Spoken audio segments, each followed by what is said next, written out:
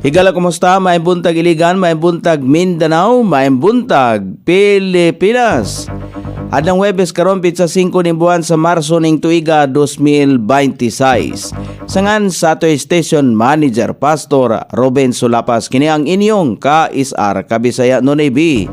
Ang muhatod sa hanay sa balita karong orasa. Alabama House of Representatives nagpasa og sugyot nga himuong krimen ang pagpaundang sa panimbahon. Nagpasa og sugyot ang Alabama House of Representatives nga paghimuong krimen ang pagpaundang sa panimbahon. Ang House Bill 363 nakadawat og markang 7527 diin kini nga sugyot mahatagan og desisyon sa US Senate. Ang naasoyng sugyot giila nga mamahimong krimen ang sikinsaman nga magpaundang o makaapekto sa dagan sa panimbahon.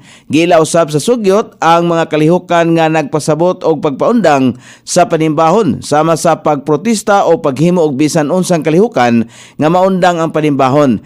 Kini nga sugyot gihimo human nga adunay mga katawhan nga kalit nga nagpahigayon og protesta batok sa naasong pastor sa simbahan sa Minnesota samtang kini nagpahigayon og panimbahon.